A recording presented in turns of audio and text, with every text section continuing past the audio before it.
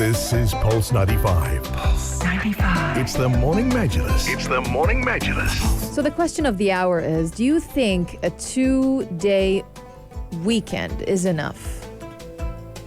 No, not at all. No, I wouldn't say, because we are always counting, at least I am, counting down the days to the weekend whenever we start a work week. And sometimes when the week goes very quickly, it gets you motivated. And as soon as it's in the back of your mind and the weekend is your coming, thoughts that it's coming, you get a bit more optimistic and you start planning things. So I would say that I would appreciate if we had longer weekends. Yeah. This is the thing. It's like Thursday, you can't really stay up really, really, really late because you already woke up really early, right? Yeah. So on Friday, you have to do everything. But on Friday, you just feel like, I just want to relax, you know? Like, I want to relax. Tired, You're so tired. And Friday seems to be a little bit, heavy kind of thing. Yeah. And you just want to spend time with your family. So you really have Friday only to stay out late. That is the only day from the weekend that you can actually function while staying out late. You know what I mean? You're right, yeah. And then Saturday comes, you're like, I got to get ready for work tomorrow. Yeah. And you're also doing work on Saturday. And you're also doing work. A lot of people also work on Saturdays. True, yeah. Yeah, not everyone gets Saturdays off. So that is the question that we're asking you. Text us at 4215. Do you think a 2-day weekend is enough for you to function throughout the rest of the week or the working week? Why are we asking this is because in Iceland, they actually have tried out a new scheme. Now, they have done this 4-day work week without a pay cut. And apparently, according to researchers, that improved workers' well-being and productivity. So for 4 years, researchers, they have tracked 2,500 employees. Basically, they're like in their work week, busy with their work week to 35 to 36 hours. A progressive think tank based in the United Kingdom. They basically came up with this idea, and researchers found that worker well-being dramatically increased across a range of indicators, from perceived stress and burnout to health and work-life balance. And at the same time, productivity remained the same, or basically it improved for the majority of workplaces, and according to that study, of course.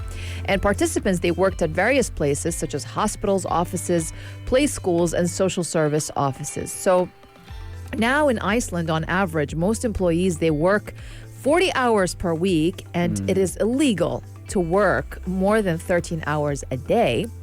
But when the trial started, the employees worked 40 hours weeks and later shortened it to 35 to 36 hours for a week.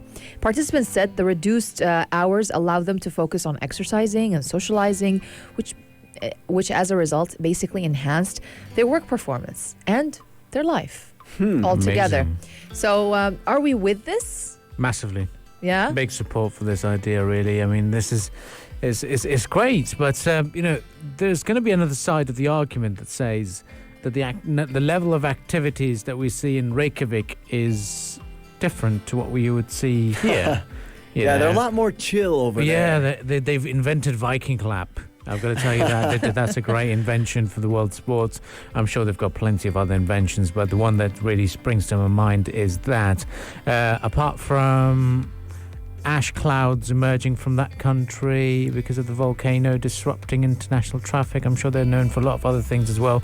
But those things really spring to my mind at this stage. But, comparing it to the United Arab Emirates and, our very well-known Emirates that are technically investment hubs for the region. Regional offices are created here and established, as opposed to EU regional offices would be somewhere in France or Germany, as opposed to Iceland. So understandable that they think, let's have a bit more of a welfare and a better living and working conditions over here. This part of the world, or even any financial capital, for example, would be very corporate and thinking, we need to work more, we need to be out there, we need to build ourselves better and stronger than where we are.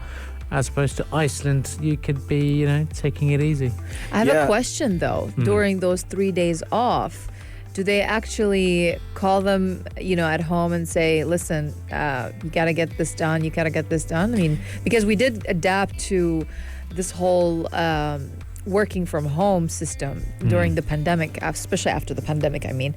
So that is the thing. Do they call them during those 3 days and say, listen, there's something that's pending. You got to finish it up at home since you're at home or something like that? Or is it 100% like you're off? That's it? Cell phones are off. Your emails, you don't check them. What is that?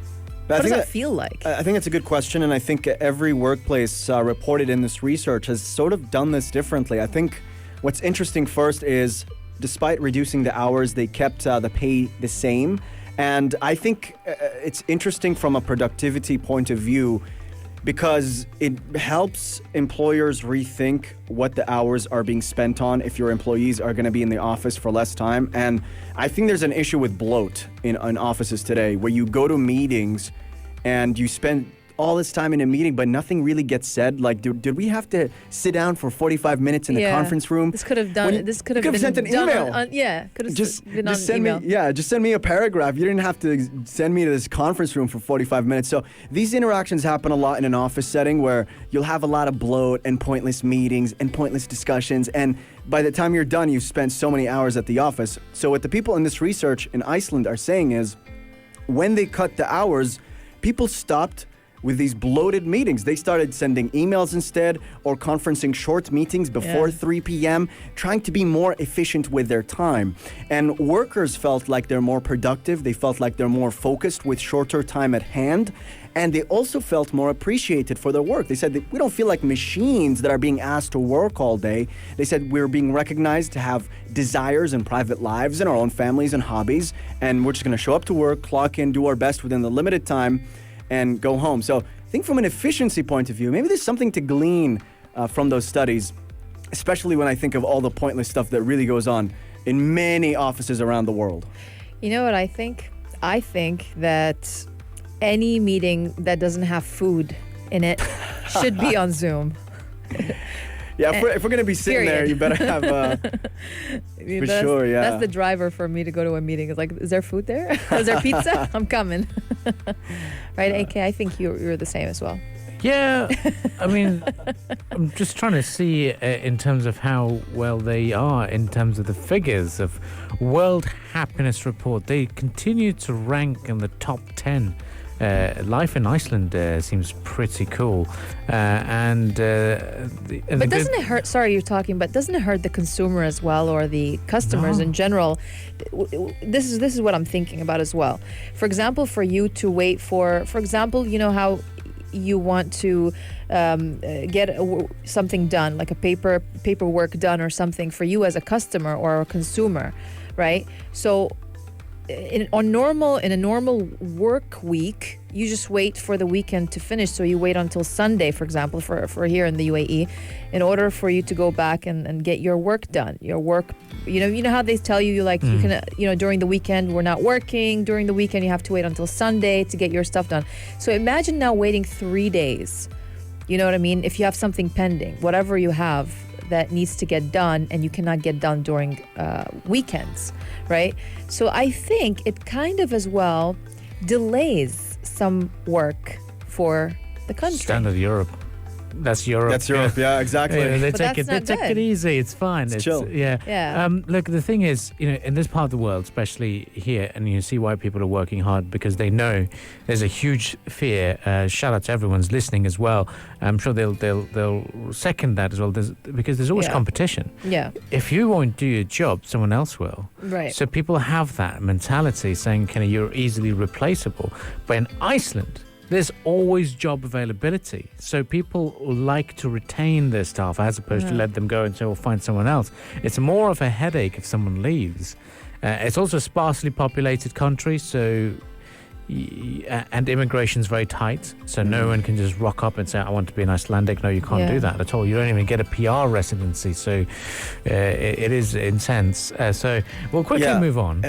Just a quick note, too, because I've been reading about the way they implemented this 4-day week. They did it in the United States and Russia as well. For some companies in the U.S., they did it in a Shake Shack. So the workers got 4-day work weeks, and they just rotate. And in Iceland, in the daycare, they rotate as well. So that might help boost employment, too. So I think it's a positive. It's a good strategy. Yeah, and the 3 off days are not fixed for everybody, so everyone has different shifts. So it might work out in the end, Okay. Yeah. I think I'm just a massive supporter of the idea. I endorse it. So shout out to all Icelandic people, and it's great news emerging from that part of the world, and how research has helped it, and better managing its shifts as well. So good for the media companies as well, who work around the clock. So you never know. Well, stay with us on the Morning Majlis. We'll quickly move on.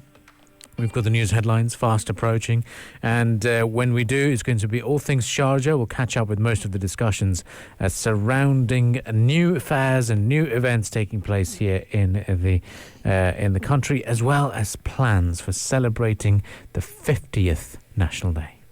This is Pulse 95. Pulse 95. It's the Morning Majlis. It's the Morning Majlis. Good morning and welcome onto the Morning Majlis, and we're going to be discussing a very, very important topic, and it is something we discussed, in fact, last week. It was 1st of July, Thursday it was, and we saw Canada celebrate or observe its Canada Day in a somber mood and a very different sentiment as well, particularly when it comes to paying tribute to the indigenous population. Now, 1 week on from that, they've announced a historic move by appointing a Governor General of indigenous ethnicities. So, big news emerging from Canada this morning, in fact, and for a lot of Canadians, it comes as a very important move, because we've had Governor Generals of immigrants, of descent, of refugees, and sometimes of ethnically diverse position. But for an Indigenous to be appointed, this is a very, very important move. They've named Mary Simon as the Governor General and the first Indigenous person to hold this ceremonial post. That's right. Mary Simon actually will be the first Indigenous person to serve as the official representative of Queen Elizabeth II in Canada and Commander-in-Chief of the Canadian Armed Forces. And it is a largely ceremonial role, although the Queen must approve the appointment after seeking recommendations from the Canadian government. But according to Justin Trudeau, he said at a news conference yesterday, in fact, as he was introducing Mary Simon, he said that today, after 154 years, our country takes a historic step. I cannot think of a better person to meet the moment. So basically, Simon, she will serve as the country's 30th Governor General, and she will be replacing former Canadian astronaut Julie Payette, who resigned from the position earlier this year after she was accused by current and former employees of creating a toxic workplace environment. Yeah, and this comes at a very, very controversial time in Canada, and that's what's fueling the conversation about Indigenous rights as well, especially in light of hundreds of human remains recently being found in unmarked graves on the grounds of several former residential schools, bringing to light some of the dark history that had taken place within the country, what has been described by media as systemic abuse of Indigenous communities, including forced assimilation programs such as these residential schools as well. And that has prompted widespread outrage and criticism. And during her remarks, Simon spoke about that as an Indigenous person. She said she understood the pain and suffering felt across the country. She said, quote, "We need to stop to fully recognize and memorialize and come to terms with the atrocities of our collective past that we are learning more about each day." She said that it took courage for Trudeau to appoint her to the position. So it's a great move here indeed to get that representation for someone who deeply cares about Indigenous people's rights in Canada. Yeah, she's been advocating for it as well. And now the other interesting thing is that in Canada, to hold a public position, you have to be fluent in both languages, official languages, which is English and French. Yeah. She's not fluent in French at all. She is fluent in her the indigenous language Inuit, and she That's right. She says that she's taking some French lessons, which is really good news as well. She's saying, I'm deeply committed to continuing my French language studies and plan to conduct the business of the Governor General in both of Canada's official languages. So she's received some criticism from the Conservatives, but she is fluent in what the language is called Inuktitut, and let's see what happens with her term. Some very exciting news for Canada now. Absolutely. And she was actually actively involved in negotiations that led to the 1982 patriation of the Canadian Constitution that formally enshrined Aboriginal and also treaty rights in the Supreme Law of Canada. And she's also a former Canadian ambassador for circumpolar affairs, former ambassador to Denmark, and past president of the Inuit, the organization, the national Inuit organization. So she's been a very, very active member of the Canadian government, let's just say. And wish her all the best in her upcoming role. Yes, indeed. And she has taken on the role, saying she hopes she can be a, quote, bridge between the different lived realities that together make up the tapestry of Canada. She said, I can relate to all people no matter where they live, what they hope for, or what they need to overcome. Very good move by Canada for sure, and it comes at the right time as well when the sentiments were very high and people were looking for a massive step. And this is a pretty important step and a very, very significant one. And, bypassing the official requirement that you have to be fluent in both of official languages, which is English and French, which is also not indigenous at all. But this role is certainly very, very important. But, I have to say there is one thing that Mary Simon will be slightly disappointed by. Well, which is it? She's served as an ambassador for Canada to Denmark.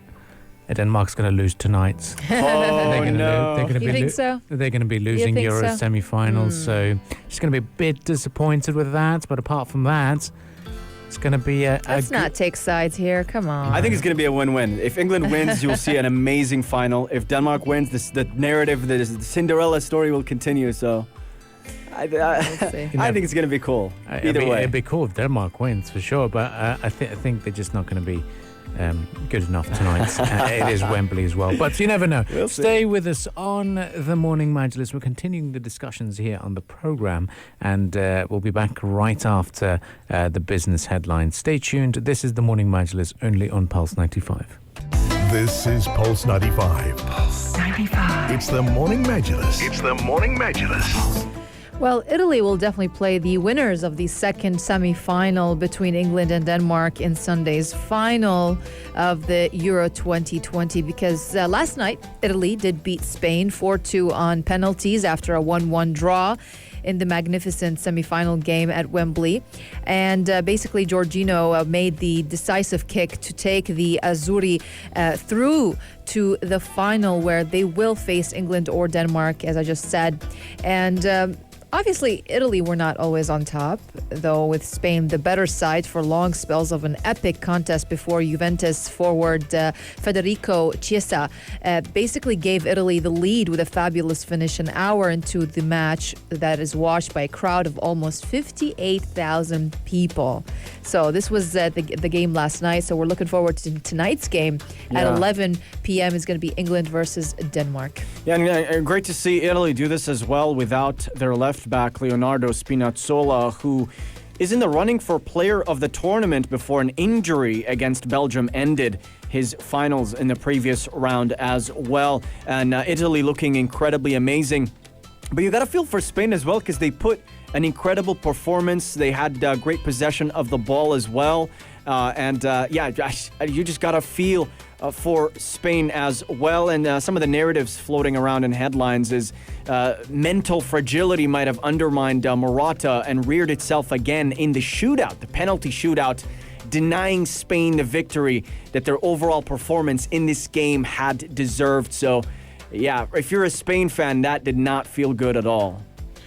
Yeah, it was a very difficult game for a Spanish fan to watch it for sure. You know, the penalties, and it's very harsh that the penalties were deciding the encounter. But Italy were in such fine form yesterday, and we saw that in the first half. Spain was dominating. In 24 minutes into the game, Spain's possession was 70%. They had a shot on target. Italy had pulled things back just before the whistle for half-time. They looked like they were going to regroup, and they were very rusty at the beginning. They weren't in their best of all forms for the start of the game. They didn't look like the Italian sides that we're used to in the tournament, but then they pulled it through. So this tournament has basically shown dark horses to become a threat, and Italy's done that. Denmark has the capability to do so. They've even beaten England in the same stadium, as soon as last year as well. It was that game against England which allowed them to win and stand a chance to be taking part in this. It was the UEFA Nations League encounter. It was Christian Eriksen's only penalty. So it was incredible in terms of what they were able to do. So a wonderful victory by Denmark in that encounter. So they might put up a threat to England for the time being. But England, I think they're just on a winning streak and such amazing form that Denmark might struggle. Yeah, an incredible run for Denmark so far. This is a country of fewer than 6 million people, but what they've shown in this tournament is that anything is possible. And history shows as well that Denmark performs at their best when they have this underdog Cinderella type story. For instance, at the Euro 1992, they were pulled off the beach. They were preparing for their holidays, but they stepped in as a last-minute replacement for Yugoslavia. They ended up winning the whole thing. And this time around, they are the lovable underdogs as well. So it's going to be interesting to see how this game fares. I certainly wouldn't rule Denmark out, but England has been spectacular, and they are likely to continue their excellence. Now, as for where we're watching the game, Jeddah offering a pretty unique experience. Definitely. They got the drive-in cinema, I believe. They have the drive-in cinema, and it's an experience that you should not miss, especially for this game in particular, England versus Denmark at 11 p.m. I mean, you can just drive into that cinema, the Al Jada movies, and you can just sit in the comfort of your own car and order food that will be delivered to your car, and you will be choosing from a variety of different restaurants that are available at Al Jada around you. All you have to do is just basically scan the QR code that is available in your parking slot, and you can just look at all the menus of all the venues, the restaurant venues that are available at Al Jada around you, and all the food trucks. So it's a very unique experience. It's going to be a unique game. England versus Denmark. England, they have won just one of their last 6 competitive meetings with Denmark, with that victory coming in the 2002 World Cup. This will be the 3rd meeting actually between England and Denmark in a major tournament. England did win 3-0 in the 2nd round of the 2002 World Cup after a goalless draw in the group stage of Euro 1992, which was a competition that Denmark went on to win. All 7 meetings between England and Denmark at Wembley Stadium have finished 1-0. with England winning 5 to Denmark's 2. Denmark have won their last 2 competitive games against England at the stadium, with no side ever winning 3 consecutive competitive games against the 3 Lions at Wembley. So we're going to have to wait and see who's going to take this one. And this is England is basically playing its 3rd European Championship semi-final.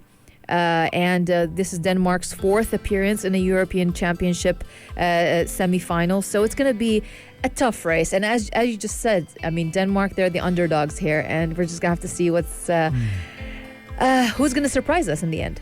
You never We're know. all rooting for England, and we're all thinking it's going to be England, but it's going to be a surprise if Denmark takes this. Yeah. You never know. You never know.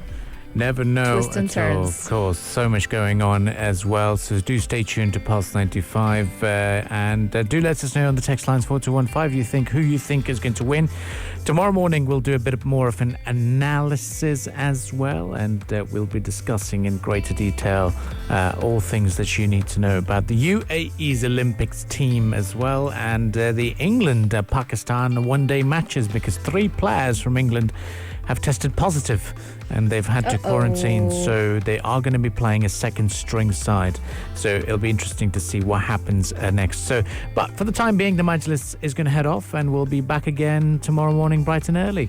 Yes, indeed. And if you'd like to check out the bits and segments from the program, then head over to our podcast pages at Spotify, SoundCloud, and Apple Podcast. We also upload on the YouTube channel at Pulse 95 Radio. Make sure you subscribe and like our daily videos. Thank you all for tuning in to today's show. We'll be back tomorrow at 7 a.m. Until then, stay tuned to Pulse 95. If you liked this episode of The Morning Majlis, drop a like and subscribe. 95. Be sure to follow us on Instagram for all our daily updates and top stories. Pulse.